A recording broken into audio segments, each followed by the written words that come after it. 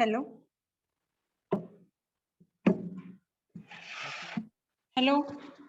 I am audible to all. Yes, ma'am. Ma'am आवाज बहुत कम आ रहा है.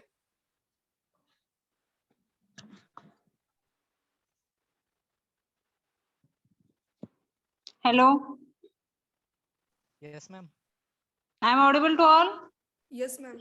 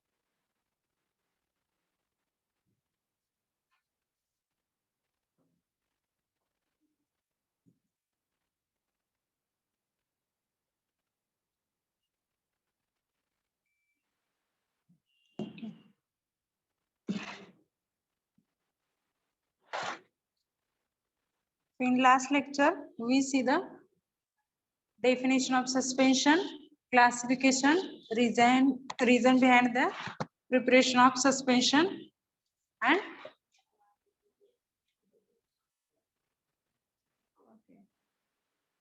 flocculated suspension and deflocculated suspension. So here in this lecture we study the caking in suspension. Okay. So definition as the formulation of the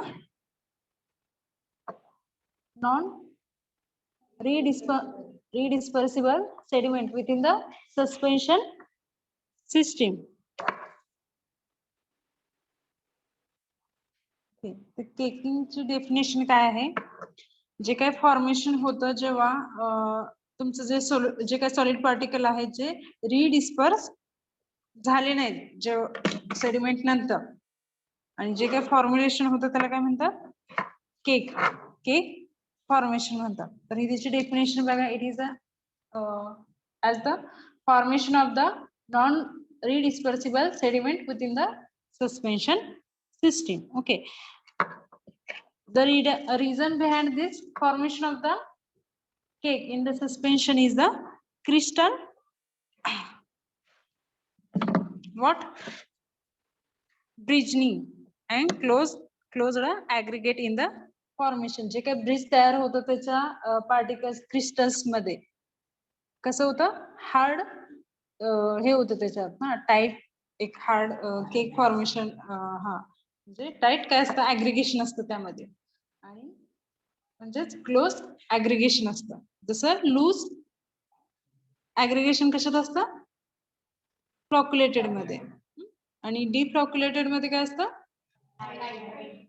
हा. तर ते cake formation कोणत्या suspension मध्ये होतं, डिफ्लॉक्युलेटेड. ओके. आणि फ्लॉक्युलेटेड मध्ये आता केक फॉर्मेशन होत नाही, जरी झालं तर सॉफ्ट टाईपचं असतं, इझिली ते होत. I am audible to all. Yes, ma'am. Yes, ma'am. Okay.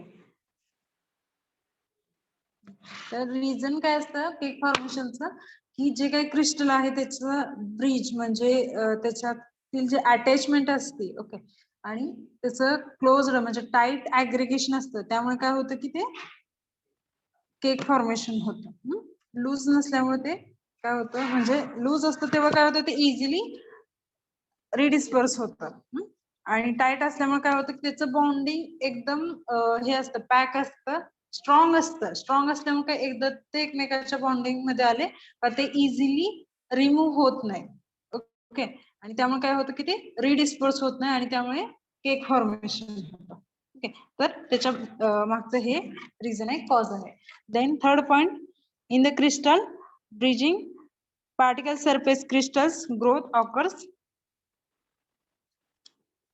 on two or more particles simultaneously in the steady formation. दिसते का तुम्हाला ठीक आहे तर हे कशामुळे होतं हे फॉर्म होतं जे काही सरफेस एरिया असतो त्या क्रिस्टलचा आणि त्याची ग्रोथ होत जाते म्हणजे एक एक जसं ते सेडिमेंटेशन होत राहतं डिफ्लॉक्युलेटेड मध्ये म्हणजे त्याचा सेडिमेंटेशनचा रेट काय असतो स्लो असतो पण स्लो असतो आणि फ्लॉक्युलेटेड मध्ये काय असतं हाय असतो त्याचा रेट जरी स्लो असतो तरी सुद्धा ते काय होतं जेव्हा ते सेटल डाऊन होतात आणि त्यांच्या दोन्ही पार्टिकलचं अट्रॅक्शन कसं असतं स्ट्रॉंग असतं ते टाइटली क्लोज होतात आणि त्यामुळे काय होतं की त्याचं ते सरफेस एरिया तो सायमल्टेनियसली स्टेडी ह्याच्यात असतो फॉर्मेशन मध्ये असतो आणि त्यामुळे ते केक फॉर्मेशन ठीक आहे आणि त्याचा जो ब्रिज आहे ह्या पार्टिकल सरफेस म्हणजे मेन काय आहे जे काही पार्टिकलचा सरफेस आहे त्याचा अट्रॅक्शन एकमेकातील ते त्याच्यामुळे ते टाईट बॉन्ड फॉर्म होतो त्यामधील आणि हार्ड केक तयार होतो सॉफ्ट केक हार्ड केक एकतर फ्लॉक्युलेटर मध्ये केक फॉर्मेशन होत नाही आणि झालं तर ते सॉफ्ट असतं आणि डिफ्लॉक्युलेटर मध्ये काय आहे हार्ड केक फॉर्म होतो आणि त्याच्यातील ऍग्रिगेशन असतं ते क्लोजली असतं किंवा टाइटली असतं आणि फ्लॉक्युलेटेड मध्ये काय असतं लूज ऍग्रिगेशन असतं ठीक आहे नेक्स्ट स्लाइड घ्या मॅडम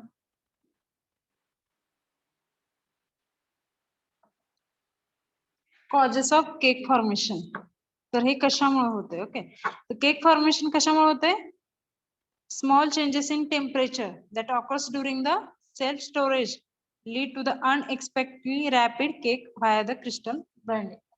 जे काही सस्पेन्शन आहे तर त्यामध्ये केक फॉर्मेशन होतं म्हणजे नॉर्मली जे गुड सस्पेन्शन असतं त्यामध्ये केक फॉर्मेशन व्हायला नाही पाहिजे त्याच्यासाठी आपण त्यामध्ये सस्पेन्शन एजंट ऍड करतो पण जे काही इन्व्हायरमेंटल चेंजेस असते काय आता जे काही आपण पॅक्ड बॉटल असते ते तुम्ही मार्केटमध्ये आल्यानंतर त्याची एक स्टोरेज कंडिशन असते cool in dry place cool place जर त्या स्टोरेज कंडिशन मध्ये जर नाही ठेवले किंवा त्याचं जे साईडचं जे इन्व्हायरमेंट असतं इन्व्हायरमेंटल चेंजेस त्याचा अफेक्ट जे काही सस्पेन्शन किंवा जे काही फॉर्म्युलेशन आपण प्रिपेअर करतो त्याच्यावरती होत असतं त्यामध्ये काय ते कोणकोणते फॅक्टर्स असतात टेम्परेचर असेल तुमचं प्रेशर असतील किंवा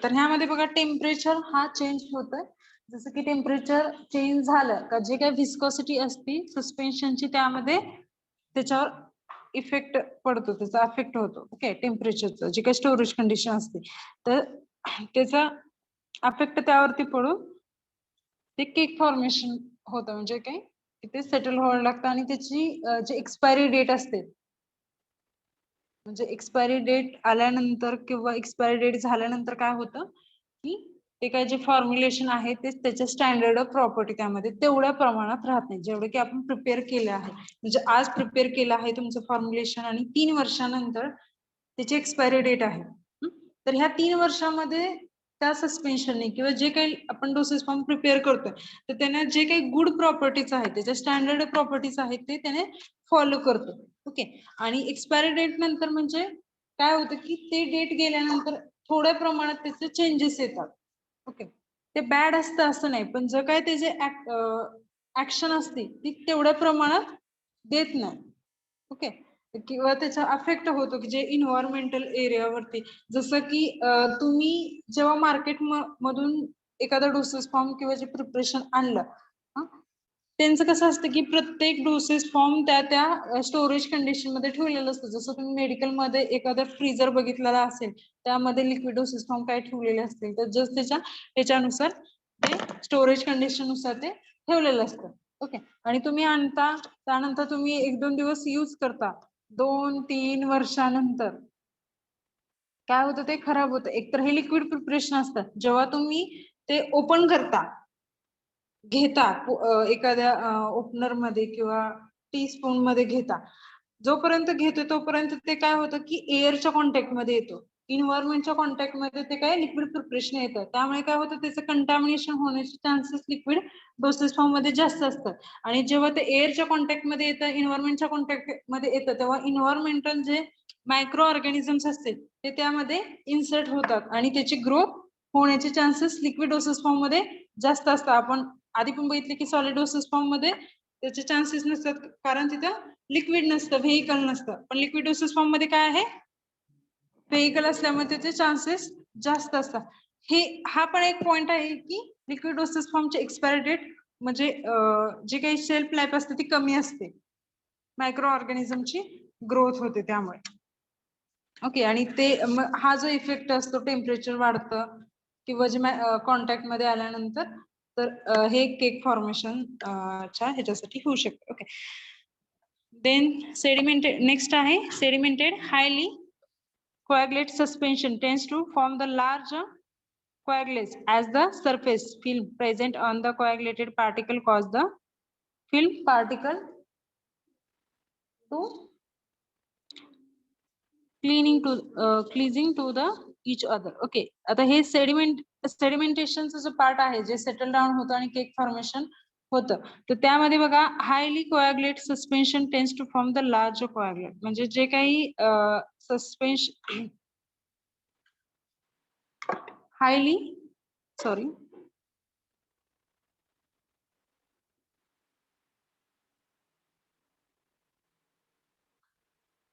पार्टिकलची जे साईज असते, तर त्याच्यावरती पण हे केक फॉर्मेशन डिपेंड असतं. जर पार्टिकलची साईज स्मॉल असेल तर त्याचा सरफेस एरिया कसा असतो, जास्त असतो. ओके, आणि तर त्याचं म्हणजे लवकर अट्रॅक्ट होण्याची किंवा कोॲग्युलेशनची पॉवर त्यामध्ये जास्त असते. आणि कोॲग्युलेशनची जेव्हा पॉवर जास्त असते, तर ते जे काही फिल्म त्याच्यावरच ते पार्टिकलची साईज असते,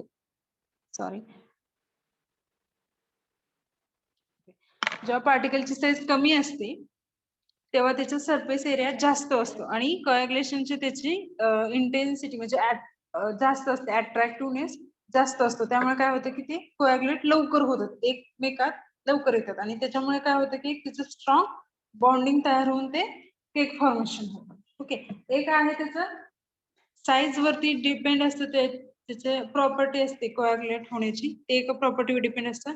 सेकंड आहे ते इन्व्हायरमेंटल फॅक्टर आहे, टेम्परेचर आहे, किंवा जेव्हा मायक्रो ऑर्गॅनिझमच्या हे कॉन्टॅक्ट मध्ये आल्या त्याची सेल्फ लाईफ किंवा केक फॉर्मेशन साठी टेम्परेचर इम्पॉर्टंट आहे. कारण जे काही सस्पेन्शन तुम्ही घेता त्याची फिस्कस असतं, ते विस्कॉसिटी जास्त असते. का, तर ते इझिली जे पार्टिकल आहे ते सेटल डाऊन होऊ नये, म्हणजे ते सस्पेंड होण्यासाठी. ओके, विस्कोसिटी जास्त असते, आणि जेव्हा टेम्परेचर जास्त असतं, इन्क्रीज होतं, तेव्हा विस्कोसिटी काय होते, कमी होते. तर हा एक फॅक्टर टेम्परेचरचा त्याच्यावरती अफेक्ट करतो. आणि जेव्हा टेम्परेचर कमी होतं, तर टेम्परेचर वाढतं आणि विस्कोसिटी कमी होते, तर ते काय होतं की पार्टिकल ते सेटल होतात, सेटल डाऊन होतात. ओके, त्याचा रेट, सेडिमेंटेशनचा जो रेट आहे तो इन्क्रीज होतो आणि त्यानंतर ते सेटल डाऊन होऊन केक फॉर्मेशन होतं. हा झाला पहिला पॉइंट, पार्टिकल साईज. त्यावरती जसं सस्पेन्शन मध्ये सांगितलं की पार्टिकल साईज किती पाहिजे, 0.5 to 5 मायक्रॉन. जसं जशी पार्टिकलची साईज चेंज होत राहते तशी तशी त्याच्यात काय होतं की त्याचं जे जिटा पोटेन्शियल असेल तर ते चेंज होत राहतं. आणि मेन म्हणजे त्यामध्ये आयन्स असतात, चार्जेस असतात बघा. ऍक्टिव्ह इन्ग्रेडियंट मध्ये पॉझिटिव्ह चार्ज जेव्हा ते व्हेइकल्स मध्ये येतात तेव्हा त्याचं स्प्लिटिंग डाऊन होतं, पॉझिटिव्ह निगेटिव्ह असे चार्ज येतात. त्यामुळे काय होतं की जे काही पॉझिटिव्ह निगेटिव्ह चार्ज असतील, तर पॉझिटिव्ह निगेटिव्ह चार्ज मध्ये काय होतं, अट्रॅक्शन असतं, अपोजिट चार्जेसचं अट्रॅक्शन असतं, त्यामुळे ते एक त्याचा बॉन्ड तयार होतं. पण पॉझिटिव्ह चार्ज येत असेल तर त्याचं काय होतं, रिपल्शन होतं आणि त्यामुळे ते काय होतं की ते युनिफॉर्मली डिस्पर्स होतात. हा एक त्याचा हे आहे. जर त्याच्या कोणत्या आहे इलेक्ट्रोलाइट कोणत्या फॉर्म मध्ये आहेत ह्याच्यावरून पण एक केक फॉर्मेशनचा होऊ शकतं. Okay, next slide.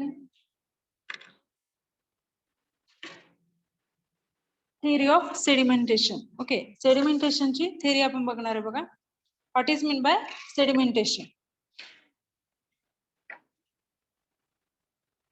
Okay, sedimentation म्हणजे काय? Settling the particles or the floccules occur under the gravitational force in the liquidosus form. जे काही लिक्विडोसिस फॉर्म आहे त्याच्यामध्ये सेटल डाऊन जे पार्टिकल होतात कशाद्वारे, ग्रॅव्हिटी, जे काही अर्थवरती काय आहे, अर्थचा एक ग्रॅव्हिटेशनल फोर्स आहे, त्यामुळे जे काही आपण वर टाकू ते खाली येतं. तर ह्या ग्रॅव्हिटेशनल फोर्स त्यामध्ये अप्लाय होतो आणि जे काही पार्टिकल्स असतात सस्पेन्शन मध्ये जे फ्रीली डिस्ट्रीब्युटेड होतात शेक केल्यानंतर, तर ते काही एका टाइम पिरियड नंतर काय होतात की ग्रॅव्हिटेशनल फोर्स ने ते सेटल डाऊन होतात. ओके, तर त्या सेटलिंगच्या ज्या प्रोसेस असते, settling down of that particle at the bottom of that bottle by gravitational force. Okay, तर ह्या प्रोसेसला काय म्हणतात? सेडिमेंटेशन म्हणतात. Okay, next. आणि जो काय आपला रेट आहे सेडिमेंटेशनचा, तो रेट स्लो, फास्ट, त्या क्लासिफिकेशन नुसार, क्लॅक्युलेशन त्याच्या पार्टिकल्स नुसार होतो. Okay,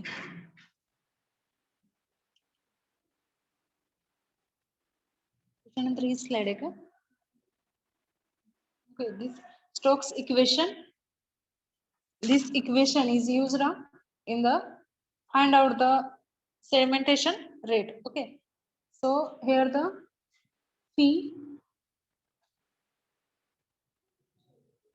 sedimentation is equal to d square in bracket PS minus PA bracket complete G. Okay, G means acceleration due to the gravity. Maths होता.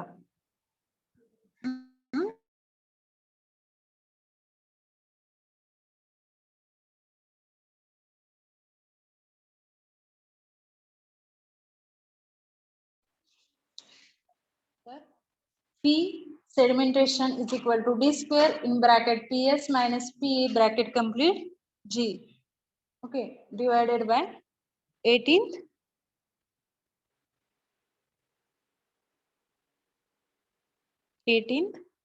what? N0.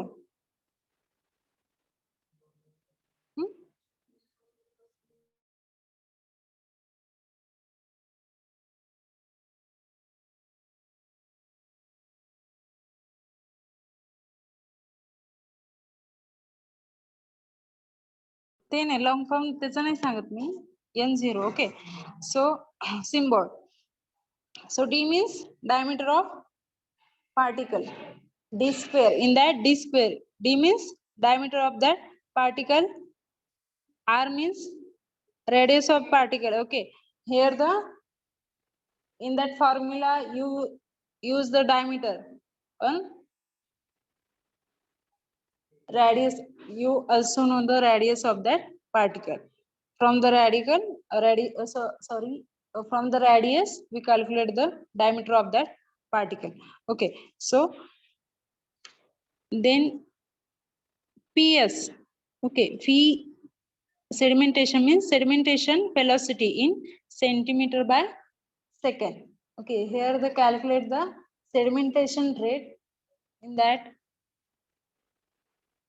velocity of sedimentation. Okay. So unit is a centimeter per second. Okay, centimetre म्हणजे जे काही पार्टिकलची size diameter आहे, radius आहे तो centimetre मध्ये, आणि किती टाइम लागतोय त्याला सेटल डाऊन होणार ते सेकंड मध्ये, हे त्याचं युनिट झालं velocity of sedimentation.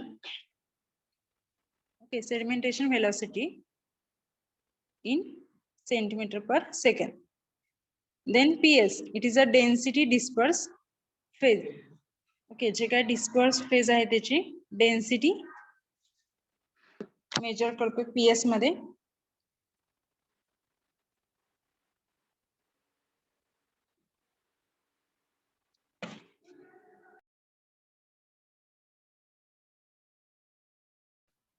मॅम हा बोला. मॅम स्लाइड चेंज होत नाहीये. स्टोक्स इक्वेशन दिसते का तुम्हाला? नो मॅम मला तर दिसत नाही, फक्त केकिंग इन सस्पेन्शन ती स्लाइड दिसते. एकदा वर घ्या खाली घ्या.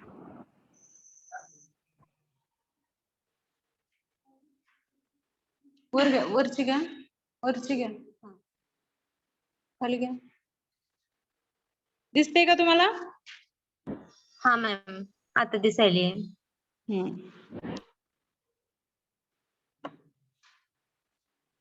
ठीक आहे. पीएस बघितलं आपण, density of disperse phase. Then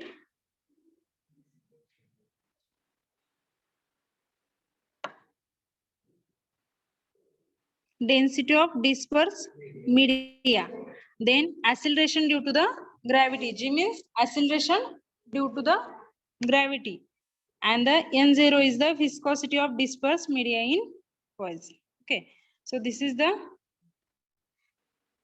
Stokes equation. Stokes equation, the second equation is by using the radius. First is by using the diameter. 2 radius means 1 diameter.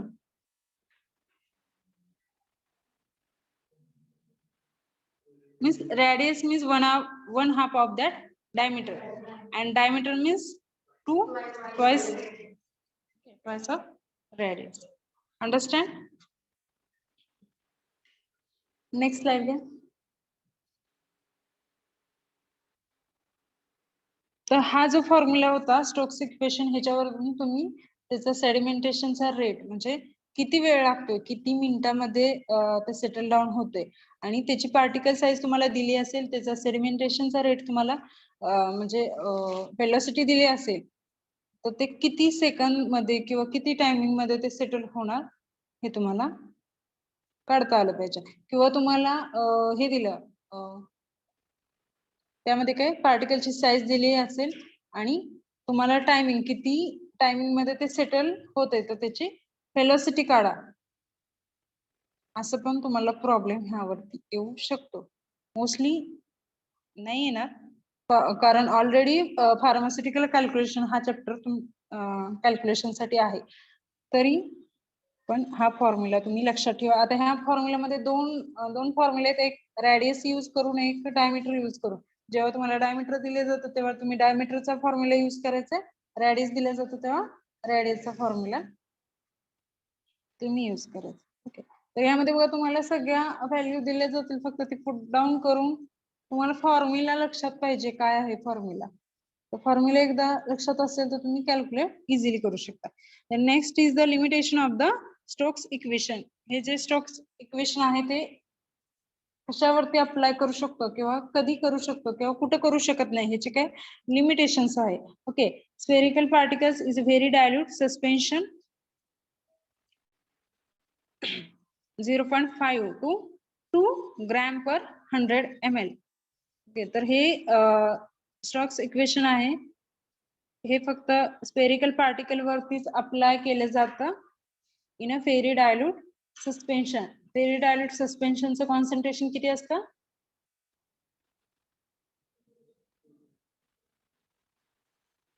आपण डायल्यूट सस्पेन्शन एक बघितलं आणि कॉन्सन्ट्रेटेड सस्पेन्शन बघितलं. तर dilute सस्पेन्शनचं limit आणि concentrated सस्पेन्शनचं limit किती आहे?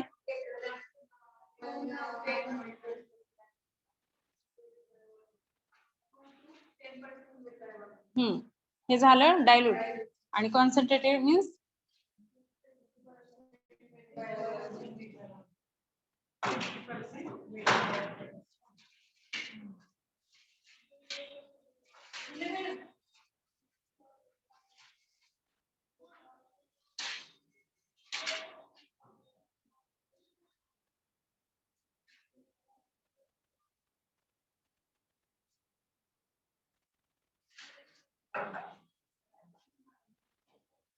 आहे. डायल्यूट म्हणजे काय समजलं? तर हे जे काही स्टोक्स इक्वेशन आहे ते फक्त डायल्यूट सस्पेन्शन वरती ज्याचे जे पार्टिकल्स असतात ते स्पेरिकल पाहिजे. स्पेरिकल म्हणजे कसं?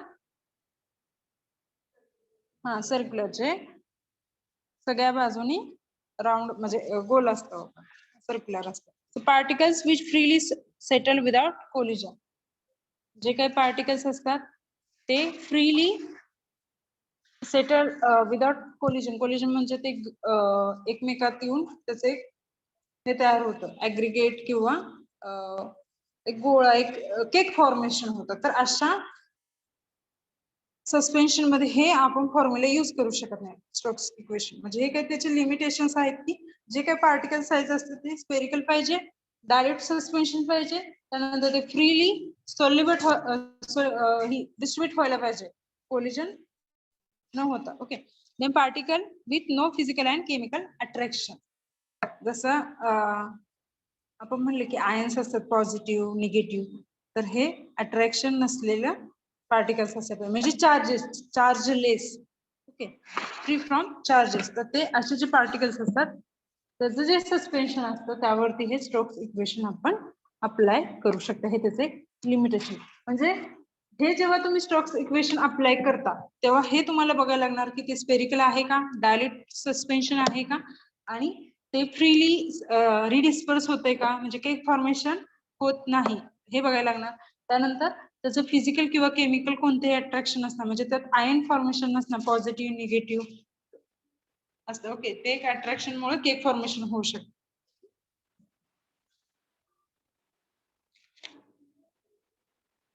ठीक आहे, next slide.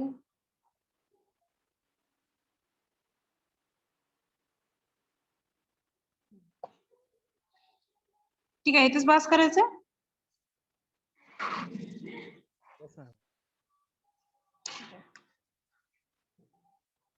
Just a minute.